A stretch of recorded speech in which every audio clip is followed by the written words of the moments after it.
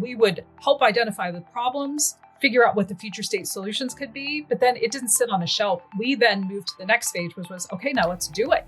Now we're going to build it. When you get to be a director and above, you kind of have to start thinking about resources as a little bit more fungible and be like, okay, it's not always a people solution. The only way a director can learn to be a VP, no VP should be walking into a budget meeting cold, having never seen a budget before. I owe it to my team to see and hear the conversation I'm having with the finance team. If you know, you know, and if you don't know, you probably still think you know. IT leadership is more business leadership than it is technical.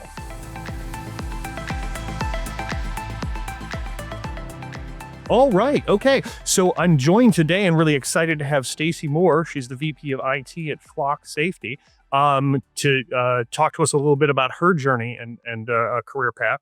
So Stacey, just to get started, tell me a little bit about how you got into that seat. Like, what was your career journey like? Because you started out all the way back in audit and then kind of made your way through a series of kind of interesting transitions. What was that journey like?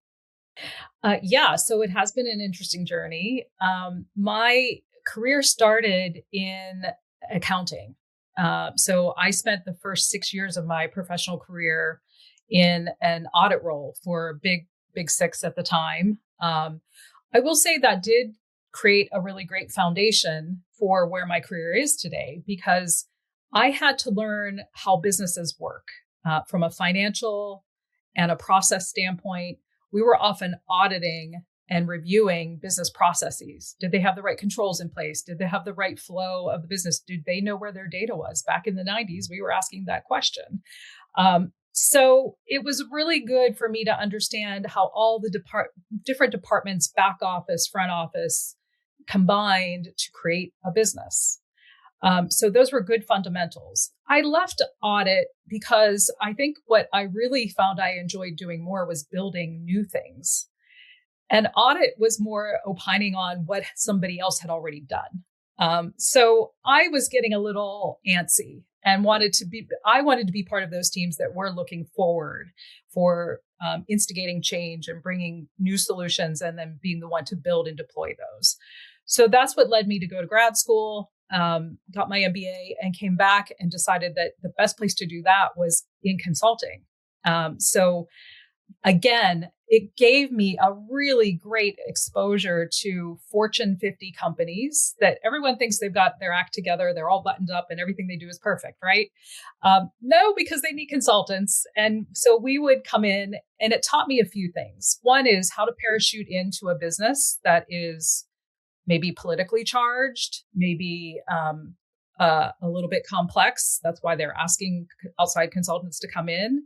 Understanding that there are issues and problems that need to be identified, and we are on the clock and we are being paid for our time.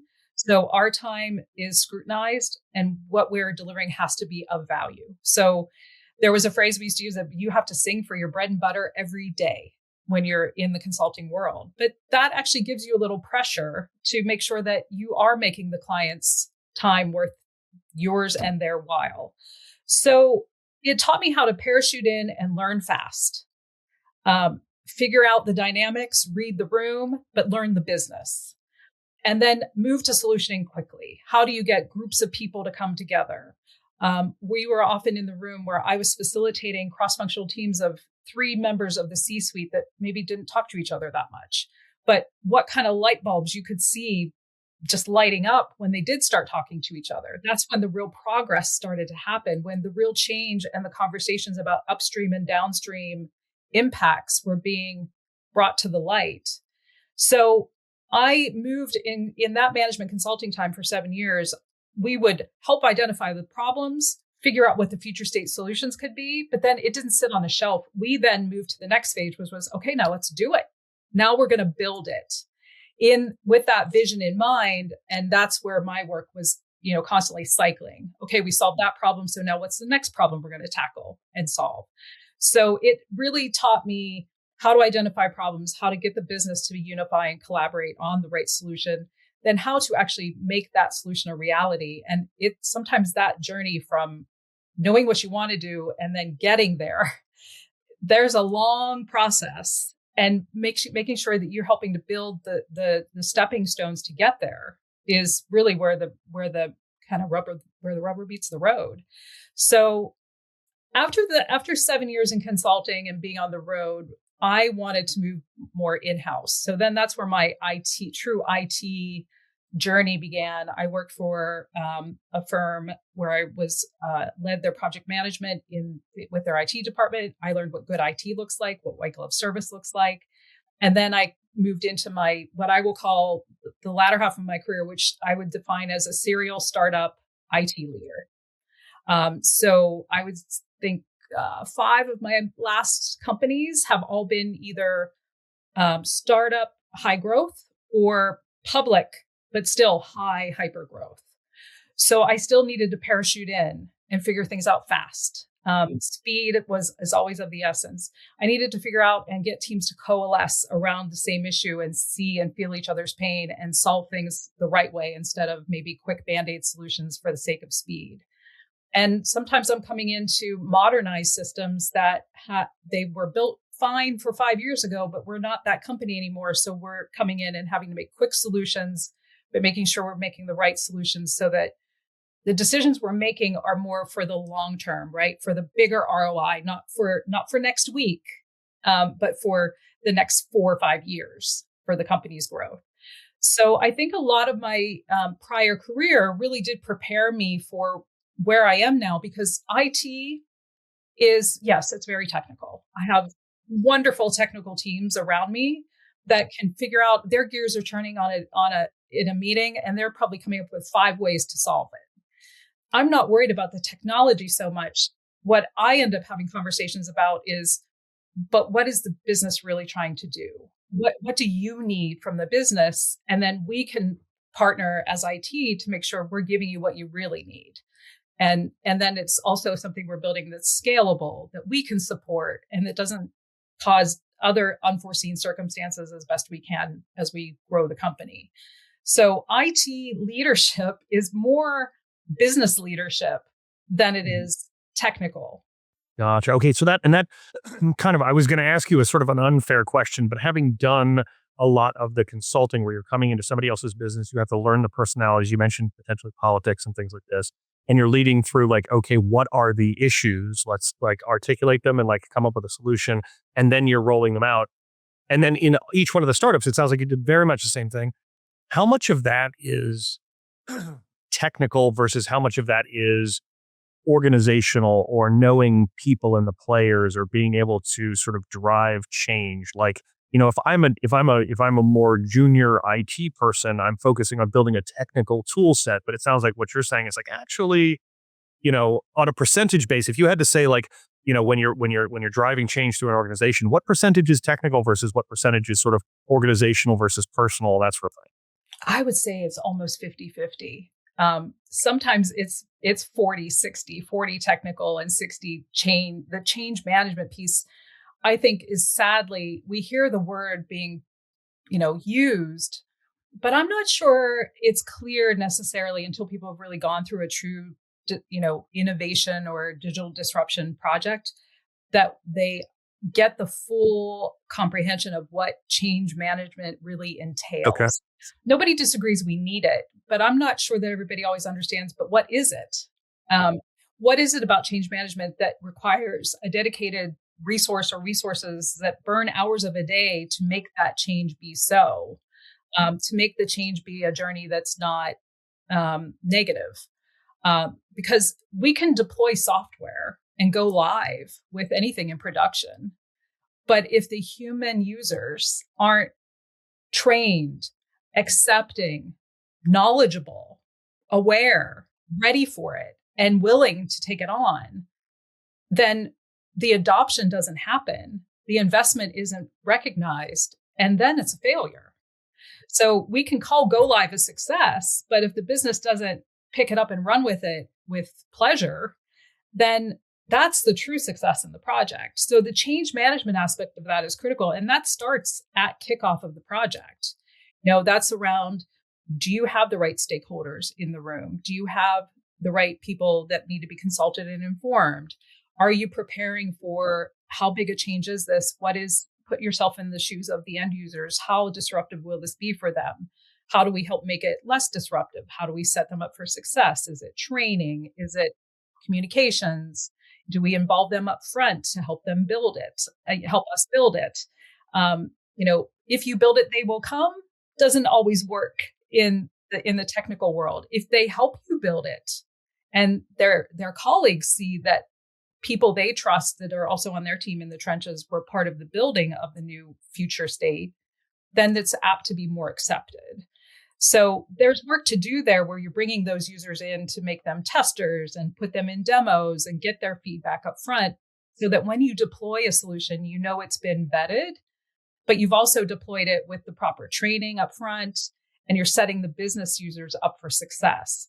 That takes time and energy that does flow through the work streams. And those are tasks in the project plan, just like testing and configuration work and, integrations that have to be built. Sometimes sometimes depending on the complexity and the players involved, it could be more than half of the project effort. So now you did mention two things that are kind of interesting. And it's one of those, if you know, and if you don't know, you probably still think you know around change management. I mean, basically look, lots of people use the phrase, but they really know they're doing. And when you talked about it, you said, look, have you got the right stakeholders in the room was one question. And the other one was have you thought through the implications to the organization? And in both cases, because I've done this before myself, where I'm in a room, do we have all the stakeholders? Absolutely. And 3 weeks later, we discover there's 9 people that everyone totally forgot. Yeah. And the second is have we imagined the results? Well, I'm totally enamored of my technology. So of course I've imagined the far green country that we're now going to live in because we did the thing, right? In your experience, are there questions that you as the leader ask to kind of pierce that and say, hang on a second, I think we're missing stakeholders? How do you give that visibility? How do you sort of challenge those assumptions? Yeah, I find myself very guilty in the best way possible that I've told my team this. If you do still use email extensively, the first thing I look at is what's the email about and who's in the to, who are you sending this to?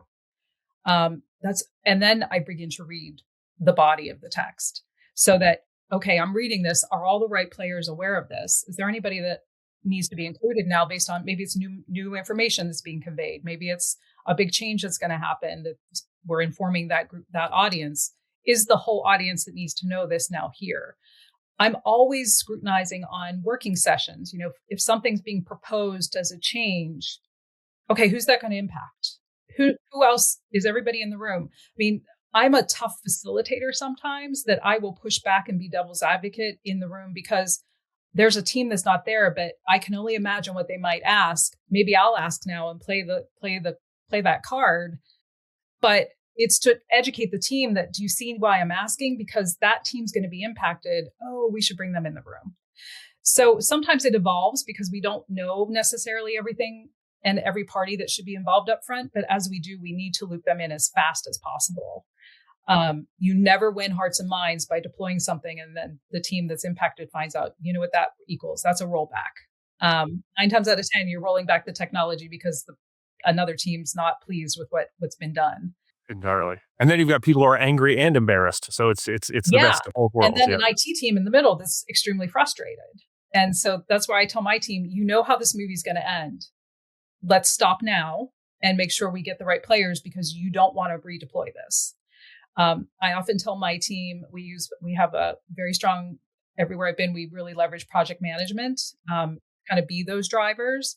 And often I tell my project managers, sometimes you're a traffic cop, sometimes you're a ringleader, a dispatcher, and sometimes you're a party planner. Sometimes you're actually looking at the table and saying, is everybody that should be here? Or are we missing some? Or I'm actually going to sit this person next to this person and make them talk to each other because they don't frequently talk to each other enough. And that's where that spark of, wow, they're really educating each other on things that they honestly didn't know, but it's going to change the trajectory of what we do for the future. So we all can educate each other so we're collectively smarter, and then we build a collectively smarter future state.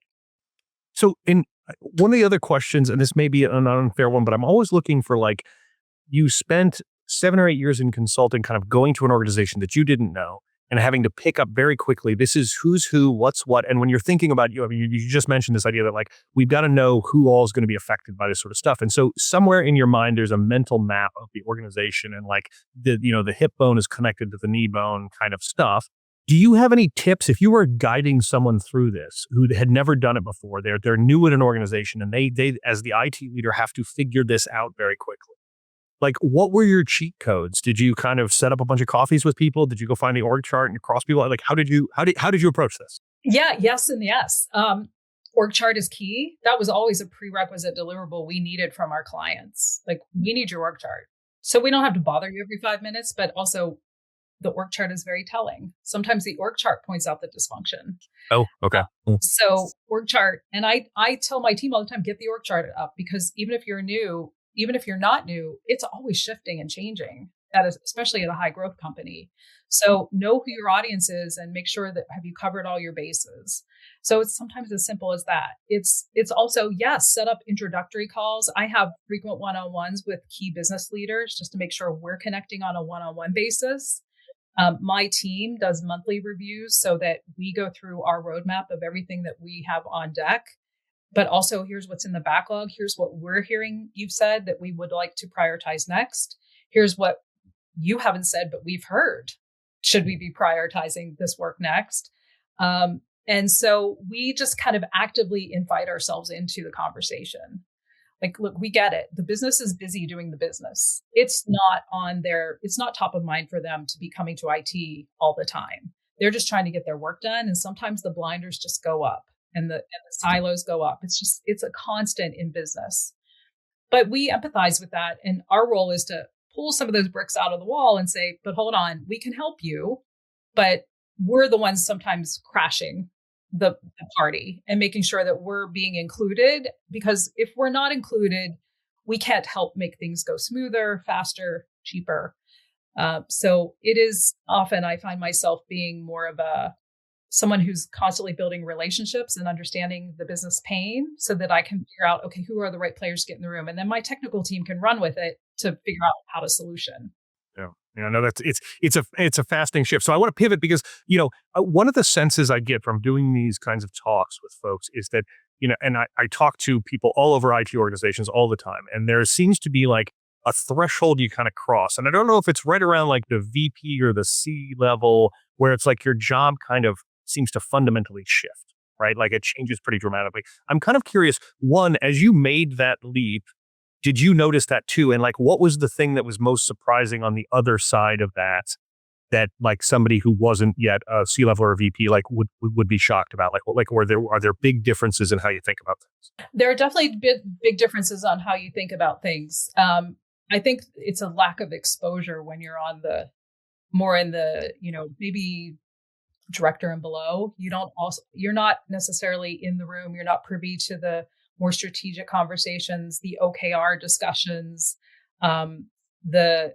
concerns that keep the C-suite awake at night could be very different than what the team in the trenches is focusing on. And that's by design sometimes, because the things that are being done at the tactical level are critical, but those aren't relevant for the C-suite. They just want to know that's getting done. But in between there are bigger things that then I need to translate that. Having that visibility, I need to make sure that the next level down understands it. So this is where sometimes I say the why factor, WHY, becomes that much more clear when you move up into an executive role. One, you get exposure to the bigger problems, the harder problems, more pressing, harder to solve. But then you can start to break that down and deliver it to your team and bring business together and that's where my head starts clicking into what do we make of this to make this a consumable piece of work?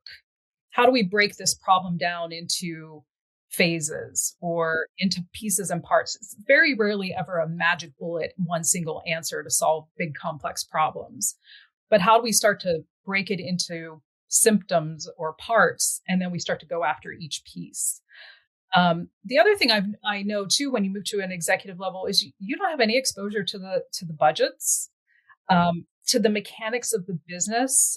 You're not expected at a lower level to understand ARR, bookings, what's in our pipeline from a sales perspective versus what we're spending for R&D or headcount costs.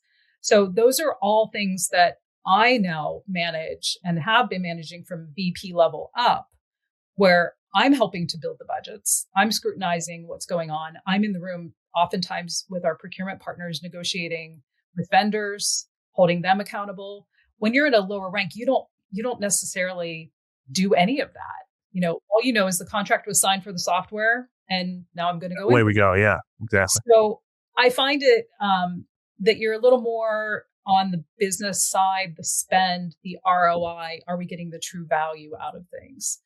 And then I'd say kind of the last aspect is, where are we going in the future? So this is the thing I tell my team often is, we know what we're doing this quarter. I am not worried about that.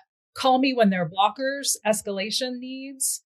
But as far as I'm concerned, Q1 is done in my mind right now. I'm more worried about Q2, 3, and 4. Okay. And Yeah.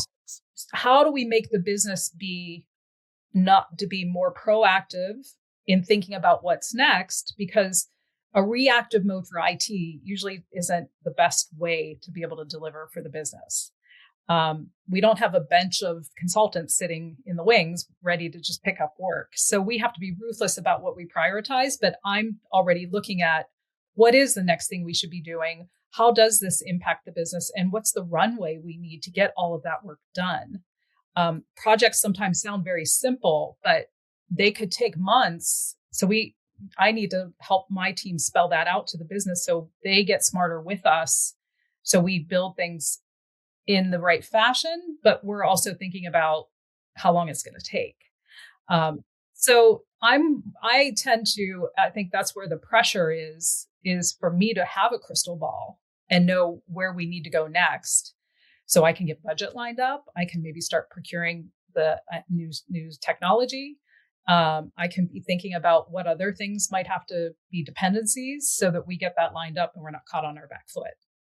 Let me say something out loud that I'm thinking about as you're describing this, because one of the things is, you have a unique background in the sense that you already walked in with just a tremendous amount of business acumen, right? Like you have a degree that provided you sort of the financial background that most people just don't have, right? And then you saw the insides of so many of these things happening. So as a result, when I think about the mental models that you need to have in that leadership role, because you're saying like, oh, I need to have a crystal ball. So I mean, it sounds like you've got a picture in your head of, this is the business now. This is the business in 12 months or 18 months. This is where the ARR is going to go. We want to drive CAC down. We know all these different things that we're doing. And then you're going to go, okay, and that's connected to us because of that, right? Like Yes. that's kind of thing. I'm curious, like, as you think about that, when you're looking at leaders, how do you develop that in, say, you've got a director and they're a real go-getter, but they're still like, okay, we're going to configure the ITSM platform to do blah, blah, blah, and I'm categorizing tickets or whatever. And you're going to try to say, like, I need you to have a model of the business in your head. Like, how do you coach people through that? What do you do? Like, Yeah. So one of the first things I do is I bring my directors into the budget discussions. And every single time I do it, it always seems like it's so revolutionary. But the only way a director can learn to be a VP is no VP should be walking into a budget meeting cold, having never seen a budget before. I owe it to my team to see and hear the conversation I'm having with the finance team and with the procurement team, so they learn those mechanics. So that's kind of the first entry level into cost and expense, capital versus, expense, software spend, how we figure that out. So I think that's one of the best things I think that's a gift I can give my team. Nothing is expected of them, but to sit, listen, absorb, and learn. And so that's kind of the first entry that they'll get into what's coming in. If they move up the chain, they'll be responsible for that. So I'm trying to set them up for success.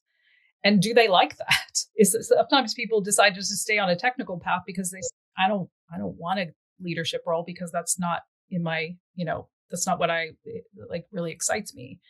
I also put them in the room with vendors and get them talking to the vendors about what's coming, what's possible. And then there's a lot of coaching on, helping to, like, how do we figure out what's next for the business? So I think, if you just take something as simple as an ITSM function, they know what it takes to solve X number of tickets today and what kind of resources they need, what kind of SLAs they can commit to, what their handle times are. But I tell them, like, okay, what if we were to triple that with your current headcount, your current team? What would happen? What would you do differently?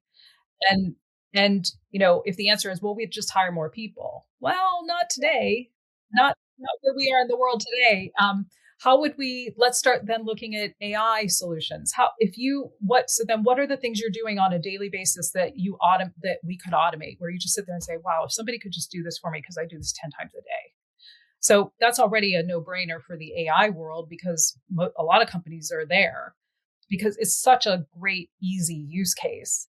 So my team currently has already done that. They've started to move to, oh yeah, we could just automate this. And so I tell them, be selfish with your time. If your time becomes more and more limited, what are the things that you would offload, and are those things we could automate?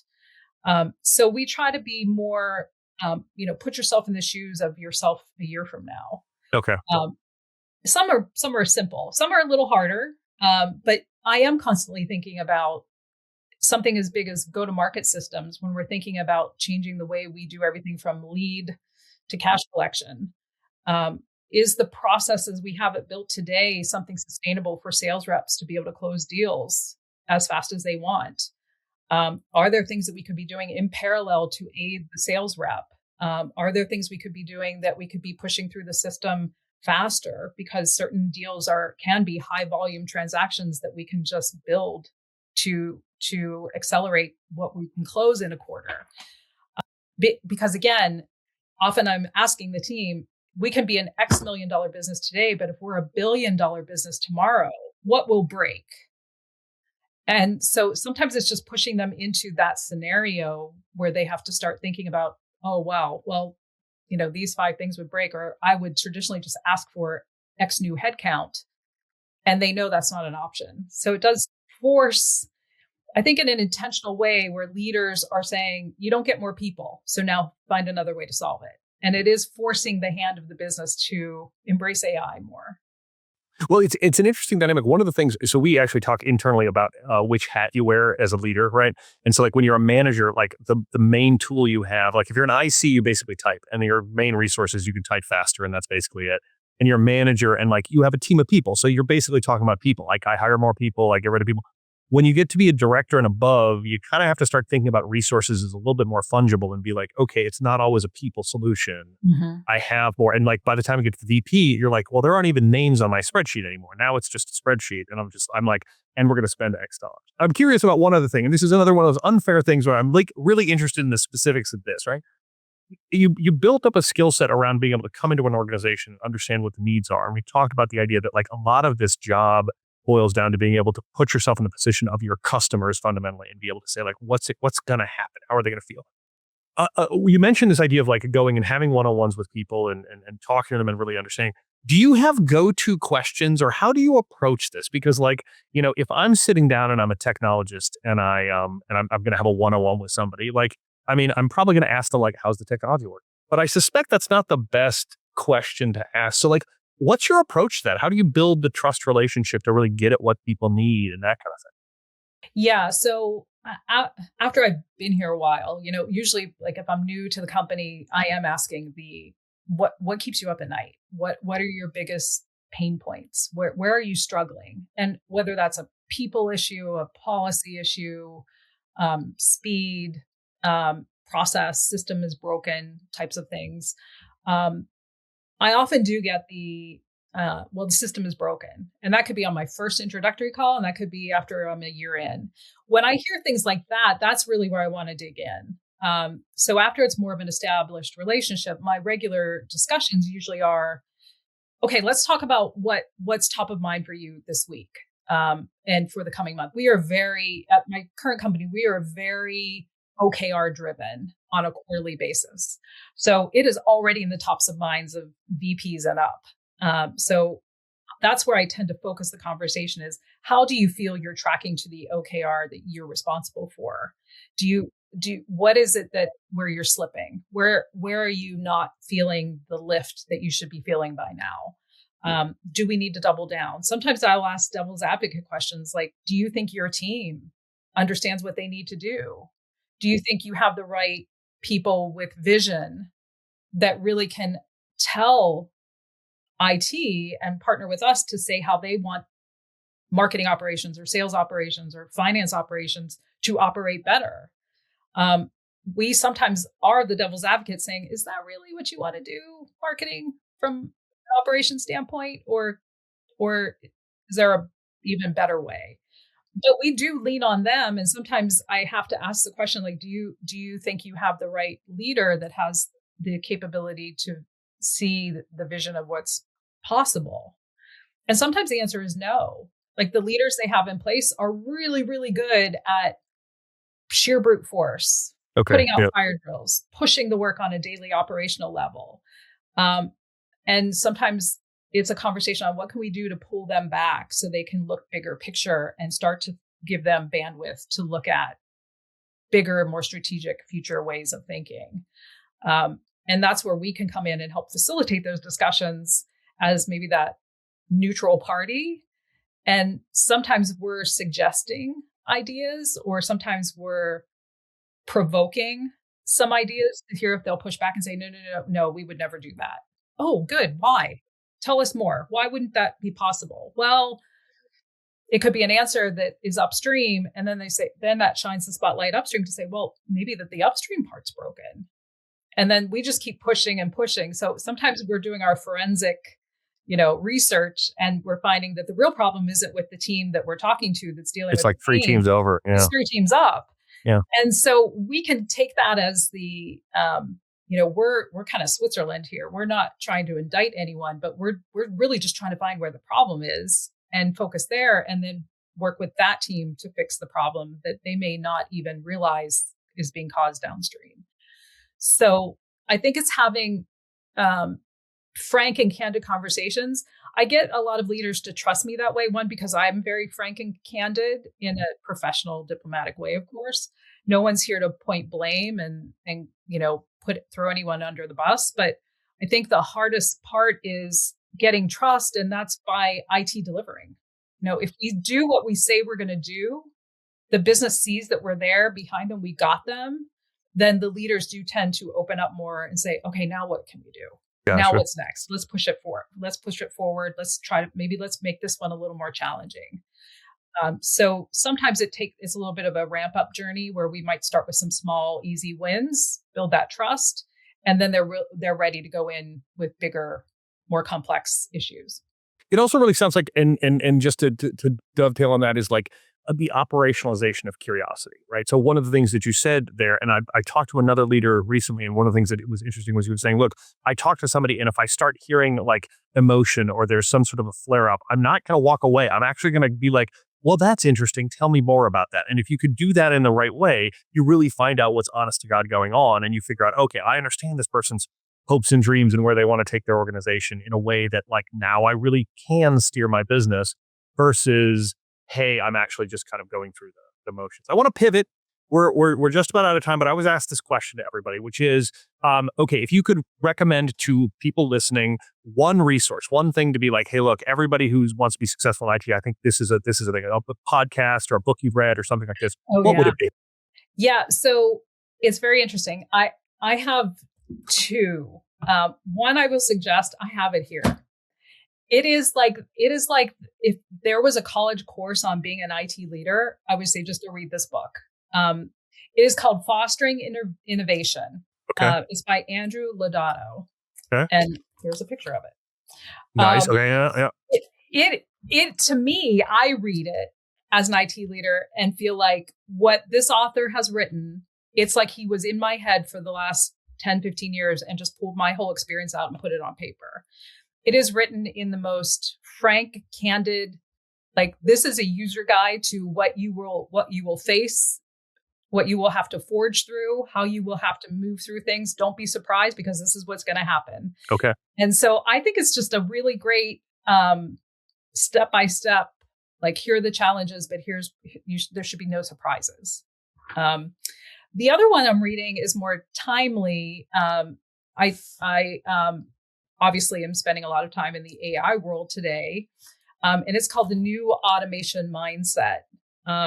It was written by Vijay Tella from Workato, and co-written with Scott Brinker and Massimo Pizzini. It's a great book, and considering it was written in 2023, which seems like ages ago, Yeah. I'm reading it also with some fascination that it was written in 2023, and I'm reading it now, 2.5 years later, realizing how prescient it really was, because now we're in it. A lot of at the time this was written, a lot of companies weren't actually in AI in a tangible way. And I feel like now, as AI is taking off and there's pressure for companies to find ways to make it work in the business, to find real live use cases where it can actually transform the business, there's a lot in there that now I read it in a different way than I did the first time I read it in 2023. Well, I do want to say thank you so much. Both great recommendations. And thank you so much for taking some time and spending with us and walking us through your journey and all of the lessons learned. Have a great rest of your day. Thanks, Matt. Great talking to you.